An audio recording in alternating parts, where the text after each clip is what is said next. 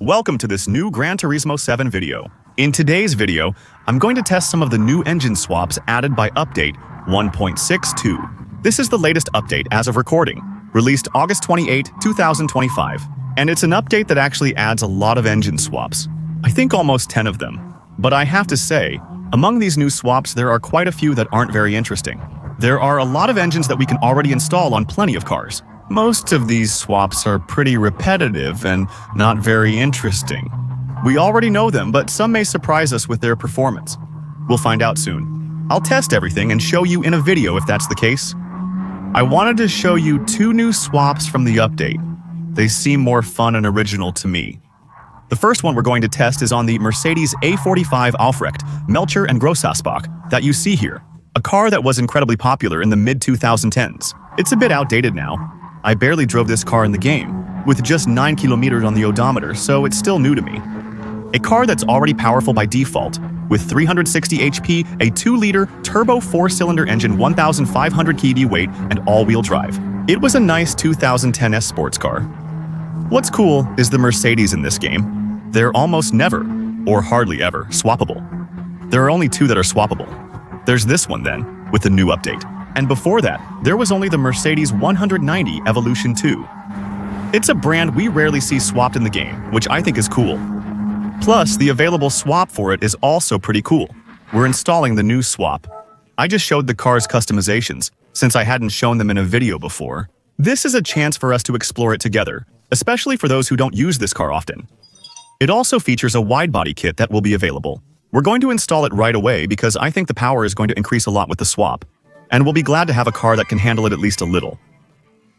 Simply with more speed in the corners. So, we're going to install that. And we're also going to look at the customizations in detail, everything like bumpers and wheels. We also have custom parts we can install on our A45. Parts that will give it a sportier look, but in my opinion, will mainly help provide even more downforce in corners. So, we're going to install them. There are some grills, but honestly, that's awful. I prefer the original grille.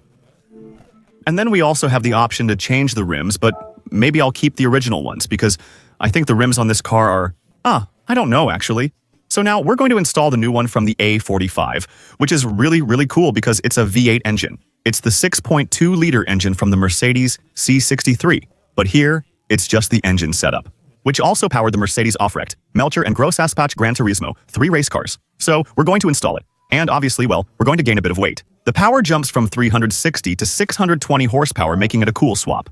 Swaps within the same brand are always cool. Additionally, this swap is rare in the game, with only 2 cars able to have it currently, besides the Revrapa. And on top of that, it's cool to do the opposite of what Mercedes actually does. Just a reminder, Mercedes in real life. A few years ago, they swapped the C63's V8 for a 4-cylinder, which people disliked. They sold about 2 of them. And I think it's fun to do the opposite in the game. To put V8s back into cars that originally had 4 cylinders. So, let's take a look. Available upgrades are limited since it's a race engine and many changes aren't allowed.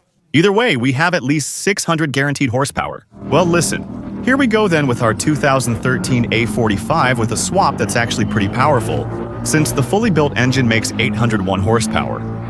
With a fully upgraded car at 1,200 kilos, that's still an insane power-to-weight ratio. And above all, well, now we've switched to a racing differential. So, we were able to tweak the power distribution a little bit. It passes through both front and rear wheels, changing everything. We've got a real machine here that delivers power and grips the road, right? Above all, there's less power loss when accelerating. I think we'll have a great little beast here, and it sounds good too. The sound of the Aufrecht, Melcher and Grossasbach V8, really deep, really rock. It's still way cooler than the sound of the 2-liter 4-cylinder in the base A45. It looks cool, and I like the style, especially the base A45. Maybe it's a bit outdated or hasn't aged well. With the small wide kit, custom rims, and a few extras. Well, honestly, it got a bit of a fresh look, so I think that's pretty cool. But on the other hand, it's the engine that runs out of steam pretty quickly in terms of top speed. So it's not a build where you should expect to hit 450, maybe even just 400 km/h. That seems pretty complicated, but there you go. A lot of acceleration up to 300 km/h in engine, that's pretty torquey. And a car that's still really cool to drive. And honestly, once again, like I said earlier, what I like about this swap is that it's a pretty original swap. It's a swap that's almost nowhere to be found. Plus, it's just the second swappable Mercedes in the game. So, it's a bit cooler than most of the RB26 swaps that were added with this update, or even the Maverick swaps, which we already know very well. We'll break and corner a bit to test how it handles. But in principle, I think it's going to be fine. A good little car, well-tuned, with slick tires, with a good downforce setup, a good suspension setup. I think it'll be a capable car without any problems. Very useful in career mode for certain events. In any case, definitely playable. For your information, the base engine of this car is fully upgraded. Fully upgraded, it makes about 570 horsepower, so we still have 230 more to go. For only a slightly higher weight, since it looks fully upgraded here too. The 4500 swap weighs 1,150 kilos, so we gained nearly 230 horsepower while adding just 50 kilos. So it's very, very interesting in terms of power-to-weight ratio. There's another pretty cool swap I wanted to show you. It's the one we're going to install in a few minutes. On the 2014 Golf Gran Touring Injection, a car that, as far as I know, didn't have any swaps available until now. And it's actually a car that's kind of in the same vein as the 45. Here too, we're talking about a stylish, sporty compact. In the 2010 museum, which was also getting a bit old. I think the Golf GTIs have still managed to keep their style coats though. Overall, I think the trend hasn't stopped for them yet. Remember, this base car has a 2-liter 4-cylinder engine with 220 horsepower, so that's a lot less than the 45. But on the other hand, it weighs 1,390 kilos, so it's also 160 kilos lighter than the 45. Above all, a major difference remains. It's that this Golf Gran Touring Injection, unlike the Mercedes, isn't all-wheel drive. Normally, this one is front-wheel drive.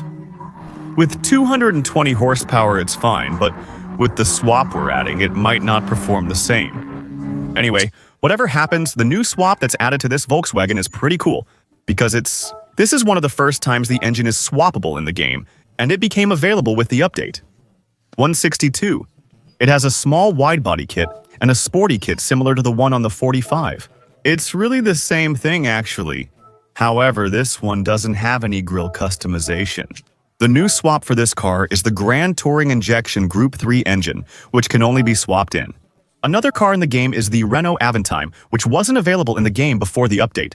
Basically, it's a swap that's brand new, just released. Previously, it wasn't offered on any car, so the Aventime already had an excellent version. But the stock Aventime still weighed 300 kg more than today's Golf test car.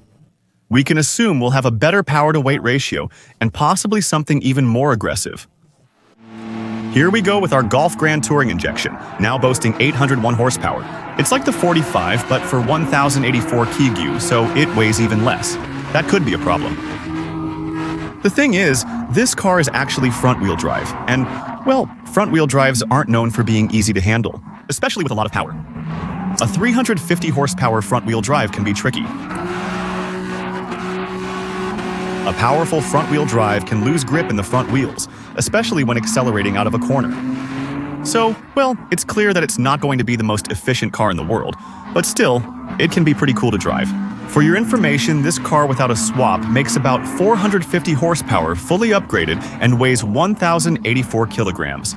So actually, the really cool thing with the swap here is that we have exactly the same weight. On the other hand, we have almost twice the power we would have. Without the swap, this car actually handles pretty well for a front-wheel drive. You notice it in corners, but it's fine. It does have its limits, but honestly, it's actually pretty good. Oh, it's a 6-speed gearbox though. Alright, okay. Oh, I thought it was a little 7-speed, but not at all, actually. It's frustrating that an 800 horsepower car won't reach a very high top speed. You saw before the continues. With the 45, we were hitting 370, you know? Here, we're going to have a hard time getting past 350, but it's not because the gearbox is too short.